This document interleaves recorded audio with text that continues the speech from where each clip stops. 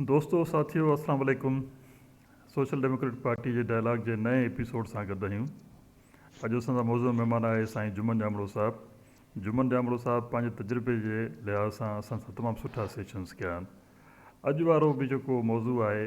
उहो बि साईं जे तजुर्बे ऐं मुशाहिदे मां निकितल आहे। साईं पाण बेसिकली हिकु मिडिल क्लास फैमिली, पर पाण साईं हमेशह कैटेगराइज़ कंदो त मां लोअर मिडिल क्लास फैमिली मां निकिरी हिकु सिपाही जी नौकरीअ खां निकिरी आख़िर फेडरल सेक्रेटरी थी रिटायर्ड कयुमि। हिकिड़ी साईं जी हिकिड़ी स्ट्रगल हुई। हाणे उनजी बुनियाद ते साईं हिकु किताबु लिखियो आहे जंहिंजो नालो आहे सिंध में मिडिल क्लास जी अवसर। हाणे उहो साईं उन में इहो प्रूव करण जी कोशिशि कई आहे त कुझु अवामिल त असांजा पंहिंजा हुया जंहिंजे करे असां पोइ रहिजी वियासीं, पर कुझु जेको आहे सो दानिस्ता तौर ते जेके हुकूमतूं हुयूं ख़ासि तौर ते पाकिस्तान ठहण खां पोइ उन्हनि हिकिड़ी प्लानिंग तहत सिंध जे मिडिल क्लास खे मथे न आंदो। हाणे उहो उन सॼे किताब खे साईं जेको आहे सो पंहिंजे हुन में तस्नीम में मुर्तब कयो आहे,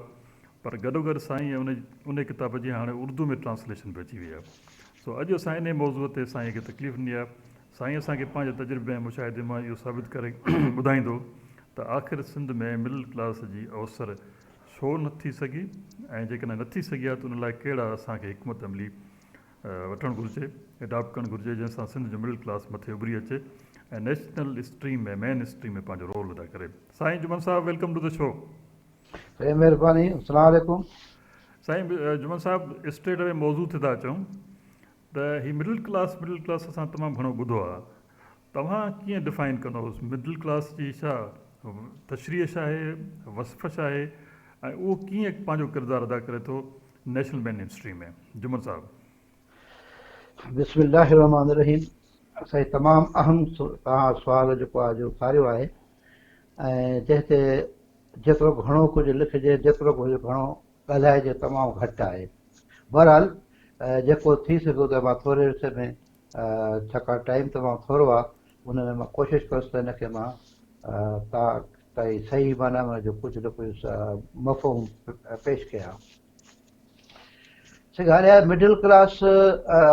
जेका तशरीह जेका आहे, जेका मुख़्तलिफ़ किताबनि ऐं डिक्शनरीज़ में कई वई आहे, उहा आहे त हिकु आहे असां वटि अमूमन टे तबिका हूंदा आहिनि। हिकु हूंदो आहे हाकिम, ॿियो हूंदो आहे महकूम, ऐं टियों हूंदो आहे विच में जेको हूंदो आहे थोरो घणो जेको इकनॉमिकली बि ऐं सम्झ वारे हिसाब सां बि कुझु आज़ादु हूंदो आहे, उहो मिडिल क्लास रहंदो आहे। हाणे कहिड़ी जेके मुआशियात जा जेके माहिर आहिनि उनजो चवणु आहे त हिकु अपर क्लास आहे, ऐं ॿियो वरी आहे अपर मिडिल क्लास, टियों वरी आहे लोअर मिडिल क्लास, ऐं टियों जेको आहे चोथों जेको आहे वर्किंग क्लास जेको हूंदो आहे उनखे। त इन्हनि में जेको आहे ॿ जेके अहम रोल प्ले कंदा आहिनि सोसाइटीअ जे डेवलपमेंट में, जेके middle class middle class lower middle class हुजे या अपर मिडिल क्लास हुजे। हाणे जेके तव्हां वधीक जेकर हिन ॻाल्हि खे वाज़ करणु घुरो था, चओ था, पुछो था त मिडिल क्लास अपर ऐं लोअर में फ़र्क़ु छा आहे, त मूं जेको ॾिठो आहे ऐं जेको मूं सम्झो आहे त मां जेके उहो चयो वञा त जेके ख़ासि करे जेके सर्विस पेशा वारा माण्हू आहिनि या ॿिया जेके आहिनि नंढी नंढी बिज़नेस वारा, उहे माण्हू जेके पंहिंजे ज़रूरियात जो बंदोबस्तु करे सघनि था ऐं पंहिंजी ज़रूरत खां पोइ बि जेकर पंहिंजे ख़वाहिशात जे लाइ बि घटि में घटि नज़रिया खां पोइ 1/3 हुन वटि जेको आहे सो अमाउंट जेकर महीने जे बजट में आहे त उहो लोअर मिडिल क्लास में शामिलु थिए थो। अहिड़े तरीक़े सां जेको आहे, जेको कुझु वरी वॾो बिज़नेसमैन आहे ऐं हुनजी जेका वधी आहे त उहो वरी हाई मिडिल क्लास में अचे थो। सो इहा मुख़्तसर जेका इहा आहे त बिल्कुलु सही था चओ। हुन में हिकिड़ा हूंदा आहिनि मुआशी, ॿियो मुआशरती जेके आहिनि से बुनियाद। जी जी मुआशी तौर ते हू मोस्टली सैलरीड क्लास हूंदो आहे या वेजिस वारो हूंदो आहे, हा जेको पूरो महीनो कमु करे ऐं एंड ऑफ मंथ हुनखे नौकिरी मिले। हू हारियुनि वांगुरु जेको आहे सो कंहिं सीज़न जो इंतज़ारु न कंदो आहे। जी ऐं ॿियो मुआशरती हूंदो आहे त उहो बिल्कुलु पीढ़ियल तबिको न हूंदो आहे ऐं हुकुमरान तबिको न हूंदो आहे, विच ते हूंदो आहे, जेको पंहिंजी कल्चर ट्रेडिशन ऐं ॿोलीअ सां वधीक जुड़ियल हूंदो आहे, ऐं जेको मोस्टली जमहूरियत में जमहूरियती क़दरुनि जी खणी जेको आहे सो पाइदारी कंदो आहे। सो इनखे मिडिल क्लास चवंदा आहिनि। साईं हाणे बिल्कुलु जेको मिडिल क्लास जी जेका तारीख़ आहे, मिडिल क्लास ते जेके नज़र विझूं त पाकिस्तान खां पहिरियों सिंध में हिकिड़ो मिडिल क्लास हुयो, पर उहो ईअं कैटेगराइज़ कयो हूंदो त उहो बेसिकली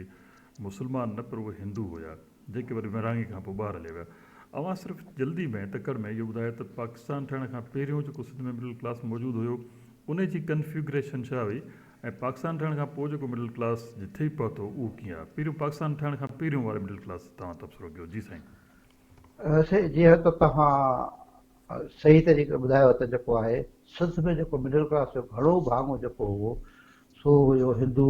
असांजी पॉपुलेशन ते जेके सर्विसिस में बि हुया ऐं जेको आहे सो तालीम में बि जेके हुया ऐं जेके पंहिंजो बिज़नेस में बि हुआ त इन करे असांजो तमामु हिकिड़ो काफ़ी हिकिड़ो ताक़तवर जेको मिडिल क्लास हुयो उहो हिंदू बिरादरी ते हुयो। पाकिस्तान ठहण खां पोइ उहे जेके आहिनि मुख़्तलिफ़ वजूहान ते करे उहो हितां मुल्क छॾे ऐं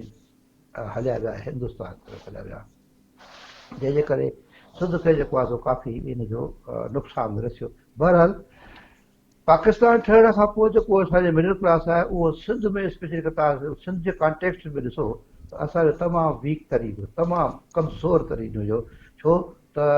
असां वटि तालीम जे लिहाज़ खां बि असांखे उहे अॻे न मिलियूं नौकरियुनि में बि न हुया बिज़नेस में बि न हुया त इन करे असांजो मिडिल क्लास जेको आहे पाकिस्तान जे ठहण वक़्तु बिल्कुलु हिकिड़े जेकॾहिं हुयो जेको थोरो अंडो मंडो हुयो जेको बचियो हुयो मुस्लमान जो बि उहो एॾो इफेक्टिव कोन हो जेको सोसाइटीअ में पंहिंजो अहम किरदारु अदा पैदा करे सघे या जेको आहे जेके हालात नयूं थियूं पाकिस्तान ठहण खां पोइ उन्हनि खे चङी तरह हू पंहिंजो फेस करे सघनि हा मुंहुं ॾेई सघनि हा पंहिंजे कल्चर खे पंहिंजे शहरनि खे पंहिंजे जेके ॿियूं जेके आहिनि ज़बान आहे कल्चर आहे इनखे असां महफ़ूज़ रखी न सघियासीं सिर्फ़ु इन करे इन खे तव्हां ॾिसो त वॾा शहर जेके आहे असांजे हथनि मां कब्ज़नि मां निकिरी ऐं उन्हनि माण्हुनि जा थी विया जेके बाद में आया ऐं उहे आया जेके हुते कंहिं न कंहिं तरीक़े सां असां खां मिडिल क्लास जो जेको अंधो मंडो उन में असांखां बहितर हिकिड़ो स्ट्रक्चर बि हुयो ऐं उहे उनखे जेको आहे सो असांजे हिन कमज़ोरीअ मां सही माना में फ़ाइदो वठी हू मिडिल क्लास वारो जेको हुयो उहो अपर मिडिल क्लास में हुयो अपर मिडिल क्लास में हुयो मथे हाई क्लास में हुयो ऐं अहिड़े तरीक़े सां जेको आहे असांजी जेका सियासी क़यादत जेका आहे उहा शुरूअ खां ई वठी उनजो इन ॻाल्हि ते को तवजो न ॾिनो वियो त जेको पंहिंजे असांजे सिंध जे अवाम खे ख़ासि करे जेके सिंधी जेके आहे उन्हनि खे अॻिते आणनि तालीम में या जेको आहे सो मिडिल क्लास हिकिड़ो छाकाणि सोसाइटी उहा तरक़ी कंदी आहे जंहिंजो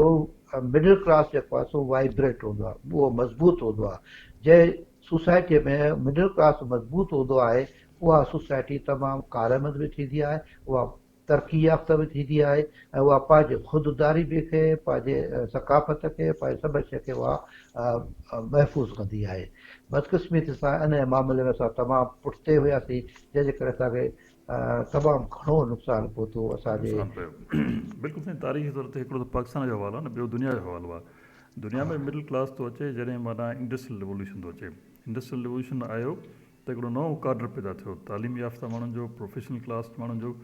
जेके पंहिंजे हक़नि लाइ हमेशह मुतहरिक हुया।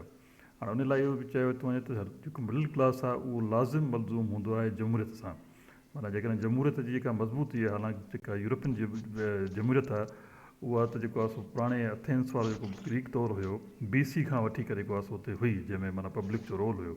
पर जेकी जमहूरियत मज़बूत थी आहे उहा इंडस्ट्रियल रेवोल्यूशन खां पोइ थी आहे 16वीं सेंचुरी खां पोइ थी आहे। सो ॻाल्हि इहा आहे त जंहिं सोसाइटीअ में इंडस्ट्रियलाइज़ेशन न आहे या कंहिं हिकिड़े पॉकेट में आहे बाक़ी सोसाइटी जेको आहे सो ॿाहिराणनि में रहे ॿाहिराणनि में जेको असांजो सोशल ऐं इकोनॉमिक कॉन्ट्रेक्ट आहे उन में हिकिड़ा ज़मीनदार आहिनि ॿिया हारी आहिनि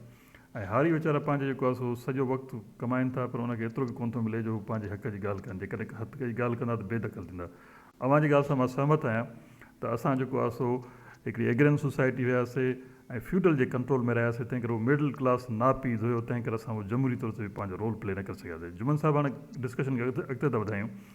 अव्हां जी नज़र में जेको अव्हां किताब में बि लिखियो आहे ऐं इनफैक्ट असां मूंखे इन जो जेको आहे हिकिड़ो प्रिविलेज बि आहे त उन किताब जो प्रीफेस बि मूं लिखियो आहे जेको तव्हां छपायो आहे त उन किताब में तव्हां इहा ॻाल्हि कई आहे त असां वटि दानिस्ता तौर ते यानी हिकिड़ी हुकूमत जे सतह ते यानी स्टेट जे तरफ़ां बि ॿियो असांजा जेके सिंधी ज़मीनदार हुया उन्हनि बि दानिस्ता तौर ते असांजे अवाम खे पोइते रखियो ऐं उन साॻिए ट्राइबल सोसाइटी में फासाए रखियो।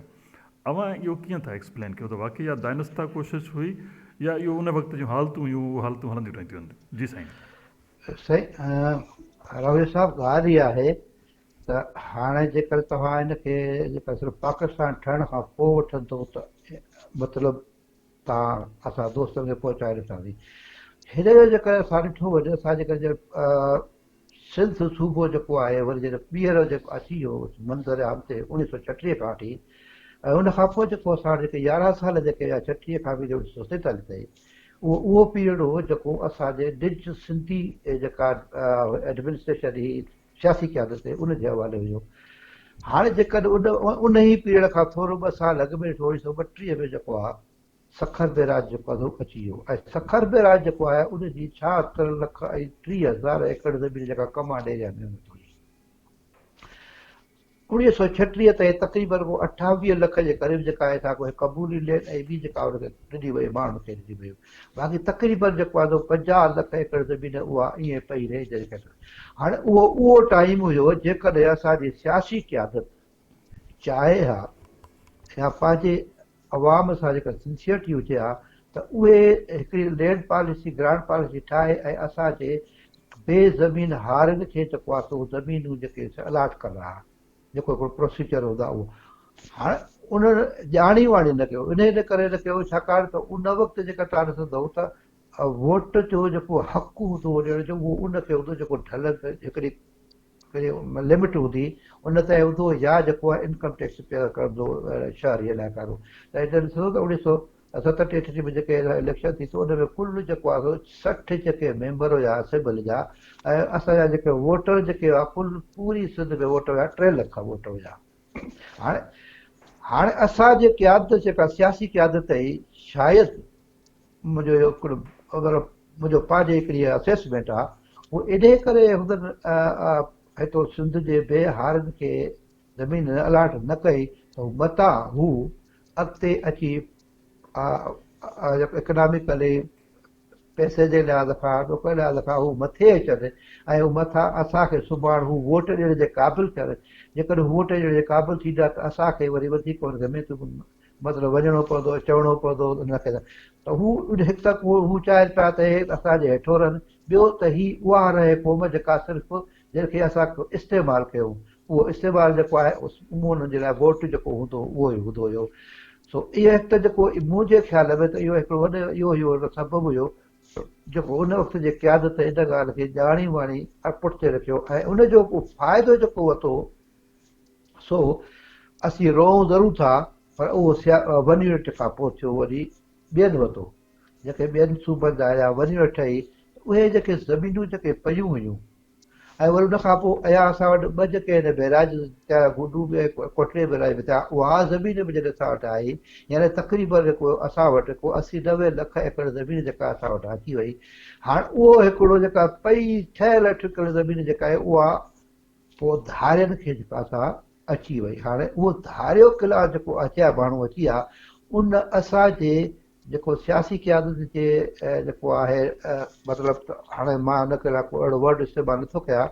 पंहिंजी दिलि आज़ारी ते, बहर के हुननि जे इन नियत ख़राबु हुजण जे करे हुनजो फ़ाइदो वरी ॿियनि अची वरितो। जॾहिं पोइ तव्हां ॾिठो त असां वटि आबाद ग़ैर जेके आहिनि सिंध खां ॿाहिरि अची आबाद बि थिया, ऐं उन में असांखे 2 नुक़सान थिया। हिकु त इहो थियो त जेका असांजो जेको लोकल जेके हुआ उहे आहिस्ते आहिस्ते माइनॉरिटीअ में तब्दीली थियणु शुरू थी विया, ऐं जेके अॻे मेजॉरिटी में आहे उनखे हाणे इहा हालत पहुती आहे जो असांजी ज़मीनूं बि हुनजे असर में अची वियूं, असांजा वसाइल ते बि ॿियनि खे अची विया, ऐं उनखां बाद उहो मिडिल क्लास जेको आहे हू बिरियो। असांजो मिडिल क्लास जेको आहे सो एज़ इट इज़ ईअं ई रहियो जीअं मतिलबु हारी डारी वारे क्लास में हुयो। सो इन हाणे बिल्कुलु। हाणे इनखे ॻाल्हि खे बस खे अॻिते था वधायूं त जेका अवां जेका असेसमेंट ॾिनी आहे पंहिंजी किताब में बि ॾिनी आहे, हाणे बि असां सां शेयर था कयो, त इहो दानिस्ता कोशिशि हुई जंहिंमें इहो हुयो त जीअं कॾहिं असां हारनि खे या ॿियनि माण्हुनि खे हक़ु ॾिनोसीं वोट जो, त पोइ ज़ाहिर वोट हर कंहिं वटि हलियो वेंदो, ऐं उन ज़रूरी न आहे त पोइ सिर्फ़ु पंहिंजे वॾेरे खे ॾियनि। या अडल्ट फ्रेंचाइज़ वारो जो कॉन्सेप्ट हो उहो 70s ताईं माना यया खान जे रिफॉर्म्स ताईं उहो न आयो। तंहिं करे इहो जेको सॼो क्रिटिकल पीरियड हुयो पाकिस्तान ठहण खां पहिरियों, उन में असांजा जेके सिंधी माण्हू, असां सिंधी माण्हुनि जी त ॻाल्हि कयूं, हाणे अर्बन सिटीज़ में त आयो पर उते पॉपुलेशन धारी अची वई,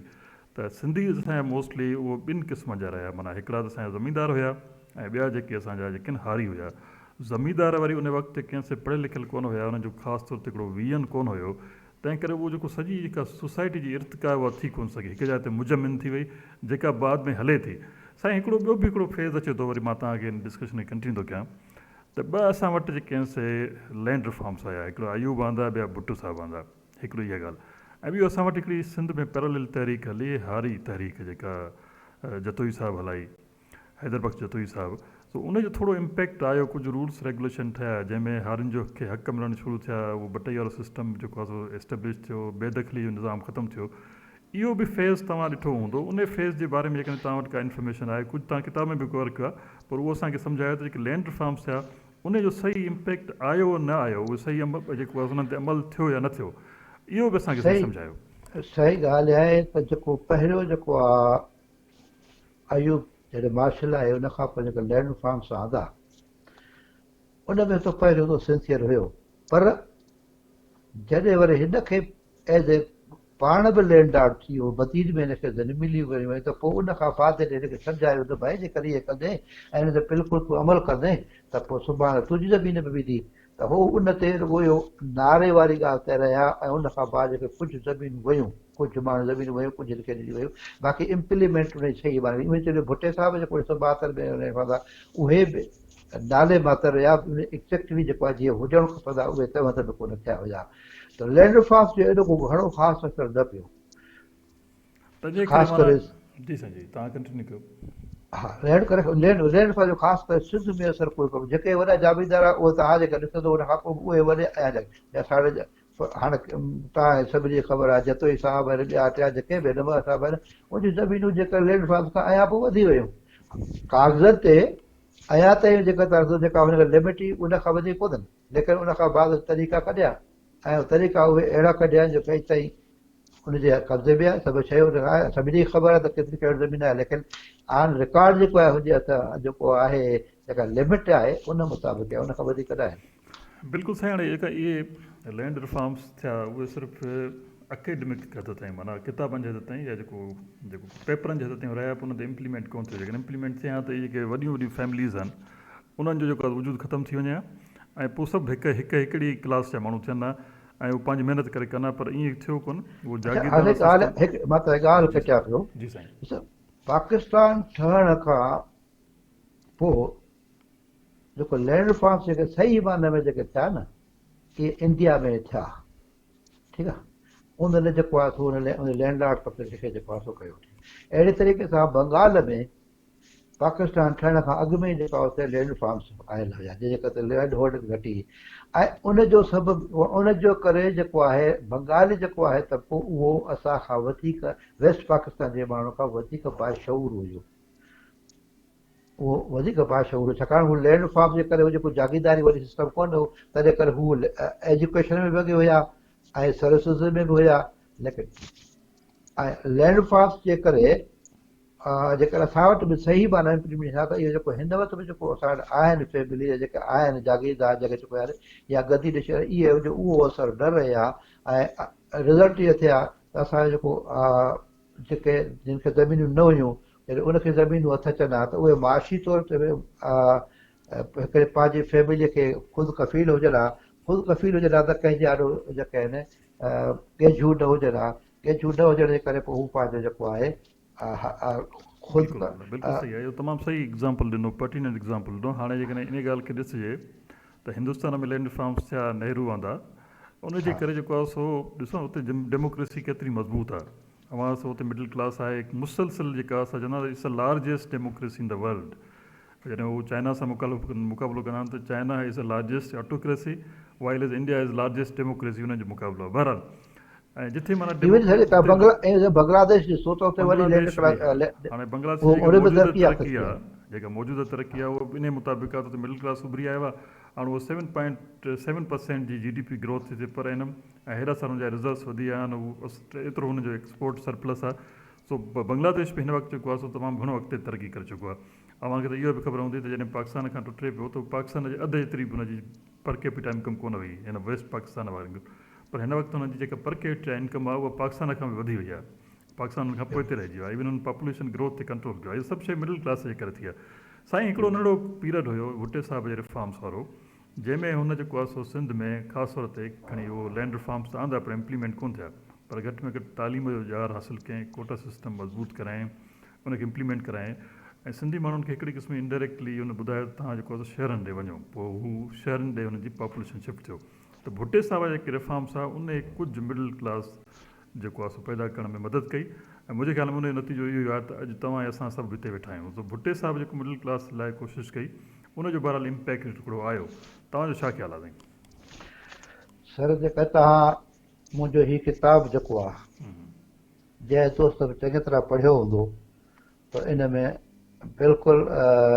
सभु शयूं मां हिनखे वाज़िब करे लिखियो आहिनि। इहो बि आहे इन ही किताब जो वरी हीअ असांजो हाणे उर्दूअ में तर्जुमो थी वियो आहे, सिंध और ताक़तवर क़ुव्वत, ठीकु आहे, इहो बि मैदान में थी वियो आहे। अच्छा, हाणे ॻाल्हि इहा आहे त अॼु ताईं असां भुट्टो साहिब खे छो यादि कंदा आहियूं? इन करे कंदा आहियूं जो भुट्टो साहिबु पहिरियों शख़्स हो सिंध में या पाकिस्तान में, ख़ासि करे सिंध जे लाइ, चाहे मिडिल क्लास जे लाइ मतिलबु त सिर या बुनियादु विधो,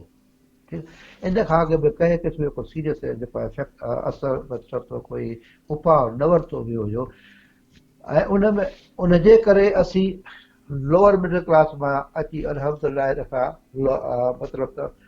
हिकु वर्किंग क्लास हारी दायरे जा पुट थी करे असीं हिते लोअर मिडिल क्लास में पहुता आहियूं। अल्हम्दुलिल्लाह हीउ चङो कुझु असां हिन पोज़ीशन में आहियूं, उहे भुट्टे साहिब साईं लोअर न चयो, पर तव्हां ऐं असां जेको मिडिल क्लास में फॉल था कयूं, इवन इहा अपर मिडिल क्लास में फॉल था कयूं। जी हा, साईं। भुट्टे साहिब जेका इन करे जेको आहे उन भुट्टे साहिब जेके सर्विस रिफॉर्म्स आंदा ऐं गॾोगॾु जेके लेटर एंट्री वारा जेका थियूं इन में, इन जे करे असां वटि जेको आहे सो जेका थियो, ऐं उहा ई रीज़न आहे जो असां अॼु असांजे शहर में पंहिंजे कराचीअ में जेके अॼु खां 40 साल 50 साल अॻु में हिकिड़ा ओपरा हूंदा हुआसीं, हाणे उहा ॻाल्हि न आहे। हाणे अल्हम्दुलिल्लाह तव्हां कराचीअ में हैदराबाद में तव्हां वेंदो त असांजो मिडिल क्लास हिकिड़ो काफ़ी जेको हिकिड़ो ताक़तवर थी उभिरे पियो ऐं उभरंदो रहे पियो, या जेसि ताईं इहो ऐं जेसि ताईं असांजो मिडिल क्लास ख़ासि करे सिंध जो हिकिड़ो ताक़तवर ऐं हिकिड़ो मज़बूत हिज़त में न ईंदो, तेसि ताईं असांजी सिंध जेका तरक़ी न करे सघंदी। ऐं उन जे लाइ असांखे हर लिहाज़ खां कोशिशि करणु, उन लाइ सभ खां पहिरियों जेका साईं उन ते चऊं था इहो असांजो आख़िरी सेशन हूंदो। हाणे हिकिड़ो बसि हिकिड़ो पहिरियों इन खां अॻु में पहिरियों सुवाल थो करे वठां साईं, मिडिल क्लास जेको आहे न आइडियोलॉजिकली उन ते क्रिटिसिज़म बि आहे त मिडिल क्लास हमेशह उॿारो हूंदो आहे, उतावलो हूंदो आहे, शॉर्टकट हणंदो आहे, उन में टेंडेंसी हूंदी आहे त हू जेको आहे सो करप्शन में करप्ट प्रैक्टिस में इन्वॉल्व थींदो आहे, छो त हुनखे अॻिते निकिरण जी तमामु घणी जल्दी हूंदी आहे। ऐं कुझु जेके इल्म सियासत जा माहिर हुया, जीअं इवन जेको आहे सो मार्क्स हुयो, हुननि चयो त जेको आहे सो बेसिकली इनकलाब जे राह में बि वॾी रुकावट मिडिल क्लास आहे, छो त हुनजी ख़्याल वॾा हूंदा आहिनि पर असल में हुनजी पेर गप में हूंदा आहिनि, चोटी जेको आसमान ते हूंदी आहे। सो हिकिड़ो इहो बि क्रिटिसिज़म आहे मिडिल क्लास त बाबा इहो जेको क्लास आहे उहो लालची थींदो आहे, उभारो थींदो आहे, सभु शइ थींदो आहे। ऐं शायदि इन जो सबबु आहे त हिन वक़्तु जेको सिंध जो मिडिल क्लास जेको उभरी आयो आहे उहो बि को सुठो किरदार अदा कोन थो करे, पर ॿियनि लफ़्ज़नि में हिननि सियासतदाननि जो ऐं जेको करप्ट जेको आहे हुननि जो माण्हुनि जो हिकिड़ो हथु कंडो ऐं करंदो थी वियो आहे।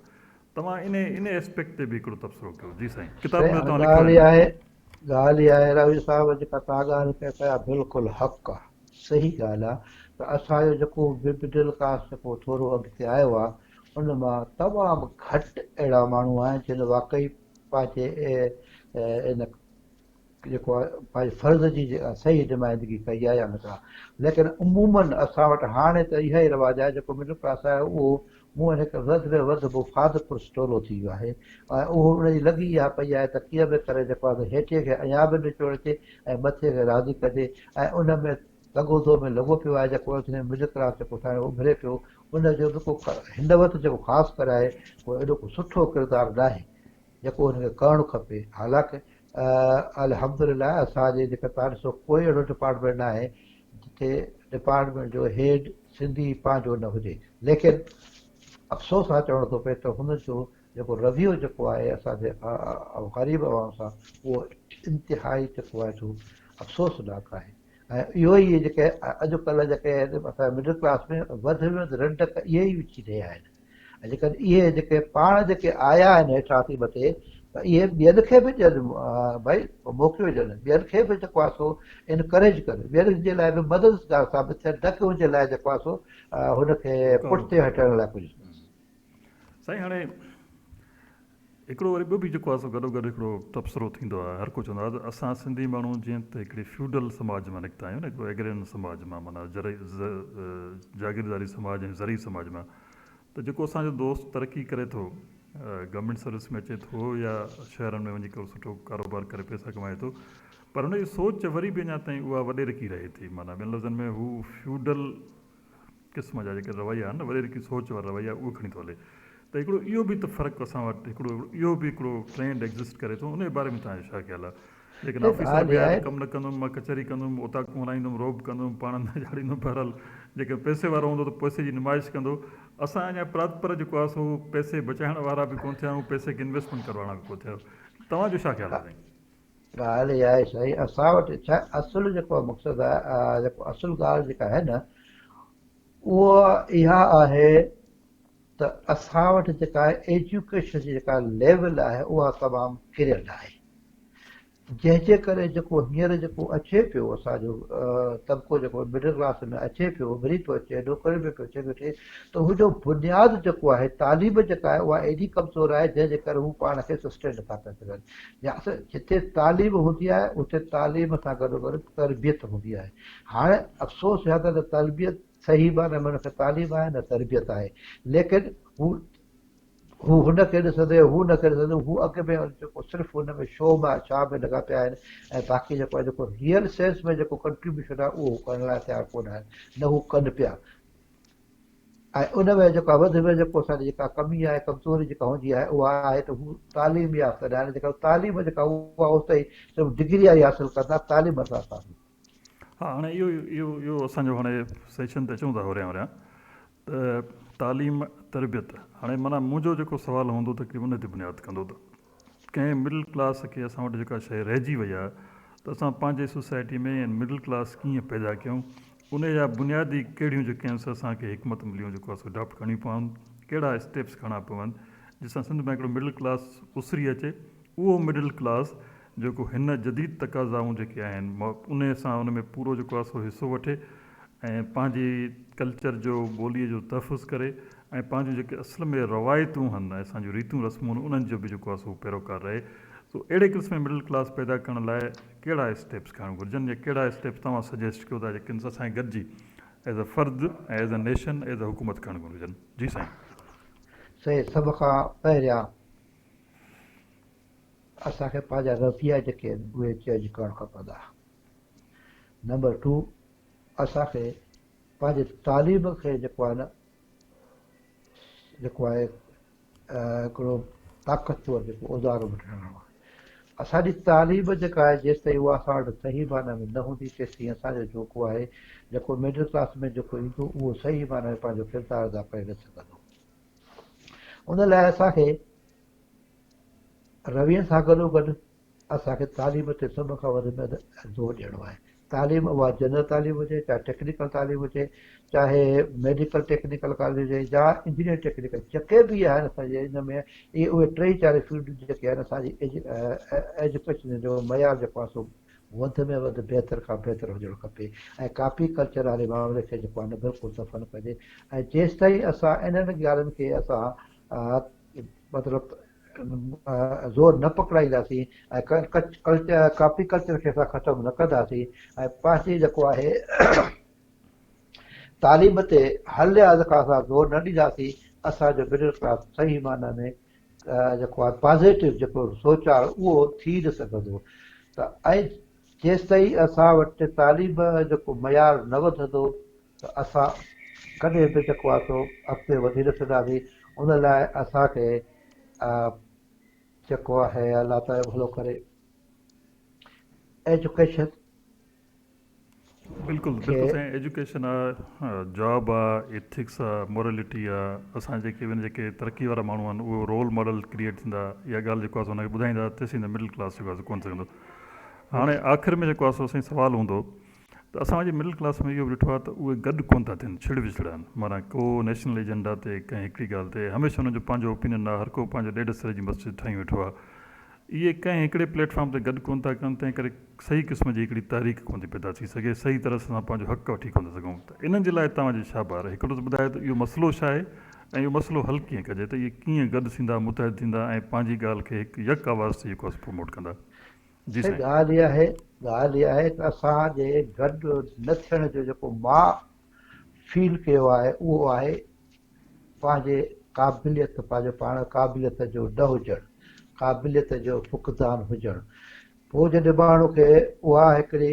एजुकेशन जी लेवल उहा न आहे त हुन में उहो कॉन्फिडेंस लेवल उहा एतिरो न आहे। जॾहिं हुन में कॉन्फिडेंस एतिरो न आहे त हू पाण ॿियनि खां जेको आहे परे रहणु कोशिशि कंदो आहे ऐं ॿियनि खे जेको आहे या त इंफीरियर सम्झंदो आहे या जेको आहे सुपीरियर सम्झंदो आहे। बहरकैफ़ हू इन करे हू उन सां इंटीग्रेटेड न थींदो आहे। हाणे जेसि ताईं असां वटि तालीम जेको आहे उन एतिरो बयानु न हूंदो ऐं हुन में हुनजी क़ाबिलियत एतिरी न हूंदी त हू हिकु ॿिए सां जेको आहे सो जुड़ी कमु करण लाइ तयारु न थींदो। हू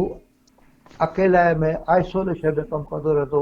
ताकी हुनखे छो त हू पाण खे सम्झे थो त मुंहिंजी चकाब जेका हीअ आहे इहा मुंहिंजी हिकिड़ी अनऑफिशियल मतिलबु त हिकिड़ी आर्टिफिशियल आहे, हक़ीक़त में मुंहिंजी न आहे। जॾहिं हक़ीक़त ते हुनखे एजुकेशन वारे हूंदी ऐं हुनजी पंहिंजी हिकिड़ी तरबियत हूंदी, पंहिंजी जेको अंडरस्टैंडिंग हूंदी, पंहिंजी हिकिड़ी क़ाबिलियत हूंदी त हू ॿियनि सां गॾिजी हलंदो। हाणे हू ॿियनि सां गॾिजी नथो इन करे हले त मतां हुनखे मुंहिंजो जेको आहे हिकिड़ो जेको आहे जेको आहे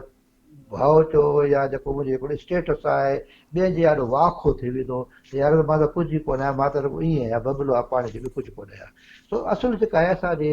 गॾु न थियण जो सबबु इहो आहे त अॼु माण्हुनि में न कॉन्फिडेंस आहे न क़ाबिलियत आहे ऐं इन करे हू पंहिंजो पाण खे अवसर।